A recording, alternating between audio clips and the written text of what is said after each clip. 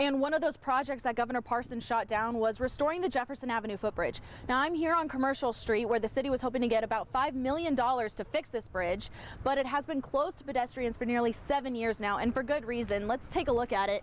As you can see, there's rust covering the stairs. They put almost like a cage around it to make sure that there's no way possible for people to climb up over there. It is a safety hazard, so they are asking for pedestrians to use Washington Avenue or Lyon Avenue if you do want to cross. Reporting live in Springfield, I'm Carissa Codel. What's just an empty space here now will soon be the spot of another drive-through coffee shop, despite efforts by residents to stop the development. Just last night, City Council gave the go-ahead to those wanting to build another 7 Brew location right here in this spot, and this comes after months of back and forth between the developers, city leaders, and residents. But nearby families say they're disappointed.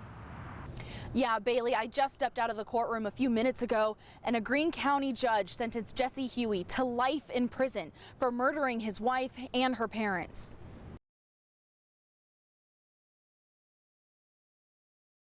In a neighborhood that is mostly tight-knit. You see something going on, you definitely help somebody out, your neighbors or anybody for that matter. A Springfield couple were the victims of a violent home invasion. They had 2 men show up at their residence, ring the doorbell. Whenever one of the victims opened the door, they were immediately sprayed with a chemical spray and then forced inside their home. They were either slapped or punched or, hit with objects. So they were pretty much assaulted for about 2 hours. Charges have now been filed against 2 homeless men, William Rush and Justin Lentz, for burglary, assault, and kidnapping. Court documents say the 84 and 89-year-old couple were tied up by Rush and Lentz. When the victims refused to give the men the access code to a safe, they were beaten. They fought hard and did all that they could. The men left with stolen guns and the couple's red Ford Mustang. The Greene County Sheriff's Office says technology played a part in capturing the suspects quickly. Fast forward a couple hours later, the stolen vehicle, which was a 2014 Ford Mustang, was actually recovered inside the city limits of Springfield. Once the men were gone, the victims were able to get out of their restraints and call for help. I came home and just a lot of police cars, ambulance, I think a crime scene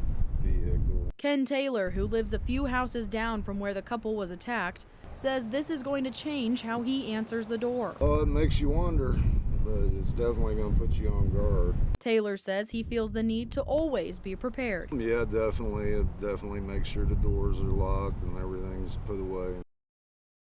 I have never had to raise my prices until this past year. Inflation is no longer an issue only seen on the national level. Now it's hitting the Ozarks. I had to raise everything up by 50 cents to $1. It was really rough. Bridget Cummings, owner of the Healthy Edge in Springfield, says the price of everything has gone up, meaning customers will have to pay the difference.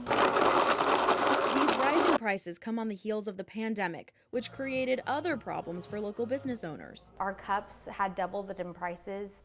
During COVID, it was actually impossible for us to even get cups. So we would ask people to bring in their own tumblers to reuse it because it was just impossible to get even supplies. In Republic, 3 sisters opened Rise Nutrition just 5 months ago.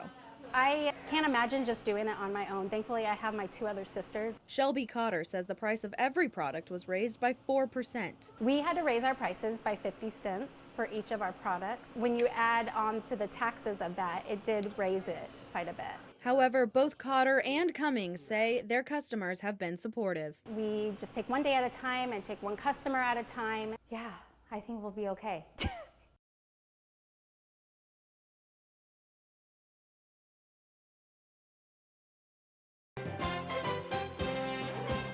Tonight, an investigation is underway after the Highlandville police chief's home caught fire and burned to the ground. Thank you for joining us tonight. I'm Carissa Codel. We're told no one was home when the fire broke out around 4 o'clock this morning. These pictures sent to Color 10 show what's left of the house. Fire crews say when they arrived, they found the home fully engulfed with flames coming out of every window. With Police Chief Warren Hager not being home, crews say they are thankful a neighbor called it in.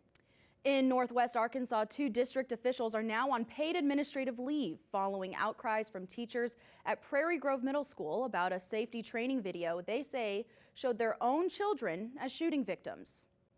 According to the teachers, the scenario was a shooting at the school on December 14th, which is the anniversary of Sandy Hook.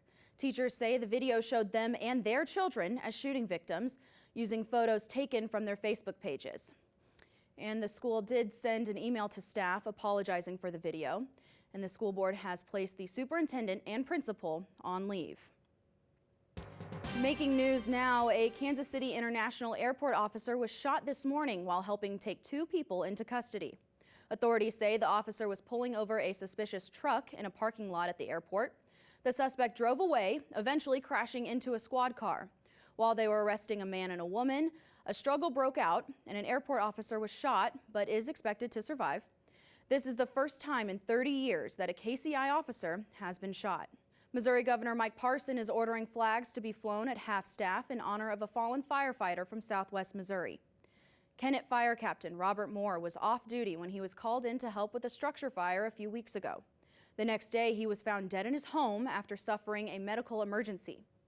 A Dent County man was arrested after trying to drive away from a traffic stop and hitting a deputy's car. According to the Texas County Sheriff's Office, deputies tried to stop Tommy Johnson twice. The second time he drove off, he ran off the road and got stuck. While trying to free the car, Johnson reportedly backed up and hit a patrol car. Johnson and a passenger tried to run away, but Johnson was tased. And according to police, this did not stop him, and he tried to fist fight the deputy. A man from Lowry City, Missouri, was killed in a single car crash early this morning. According to Highway Patrol, Jeremy Caserta was thrown from the vehicle when it went off the road and hit an embankment. Another occupant of the car was taken to the hospital with serious injuries, and the Highway Patrol says they do not know who was driving and will continue to investigate. A man from Belton, which is just outside of Kansas City, was shot by a police officer after reportedly aiming a gun at them. It happened around 9:30 last night. The Missouri Highway Patrol is now investigating, saying that Belton police responded to a home for an armed disturbance call. There they found 25-year-old William Blakely, who authorities say had a handgun. Investigative reports say they tried to tase him, but he still refused commands. And a woman in Kansas City is being treated in the ICU after a rock crashed through her windshield and hit her in the face. Police say Eva Carney has not been able to tell them where it happened. Police say Carney managed to drive the rest of the way home, but hit several cars along the way. They're looking into this as a potential aggravated assault. In the 8 days since it became legal, all but 4 of Missouri's 322 licensed marijuana facilities applied for a comprehensive license. That license is required to produce and sell marijuana for recreational use. The State Department of Health says no licenses have gone out yet, and a spokesperson for the department says that it is still working on those rules. The state has 60 days to approve applications. Around the Ozarks, a well-known organization is celebrating a major milestone. Today marks 35 years that Habitat for Humanity has been providing affordable housing for people in need. The nonprofit has built over 700 homes in Greene County, and their work is far from over. And over the past several days, our team has been warning about that winter storm, making sure that you're prepared for today. And local hardware stores tell us they've been selling out of supplies. Nixa Hardware and Seed Company has seen a spike in sales of snow shovels, ice melt, and sleds over the past few days. A winning $2 million lottery ticket was bought from Fastlane on January 7th. Those winning numbers were 35, 36, 44, 45, 67, with a 14 Powerball. I'm going to say them again. So write it down: 35, 36, 44, 45, and 67. Kids of all ages were able to take advantage of the snow today, soaking up a Wednesday free from classes and homework. And some kids decided to stay indoors, but others braved the cold to have some fun. At Jordan Valley Park, there were kids sledding down the hills, and there's even some snowmen still standing. When it's soft enough, you can make snow angels. Some great advice there. And some kids say they were just patiently waiting for school to be canceled. Once they found out, they knew they were going to spend their day outside. Other families decided to go a different route and stay inside. And that's why places like the Discovery Center try to stay open during snow days for families who want to stay warm but still get out. The mayor of Salem had a great idea to keep those kiddos busy. The 4th Street Hill in Salem will be closed to traffic today, so that way kids can go sledding. So if you're in Salem, go to the 4th Street Hill. Now here's a live look outside. It was a good day to go out and get some last-minute Christmas shopping done, and hopefully you soaked up the sun while it was still out. Chief Meteorologist Jamie Warner joins us next with the details on a bitterly cold week. Stay with us.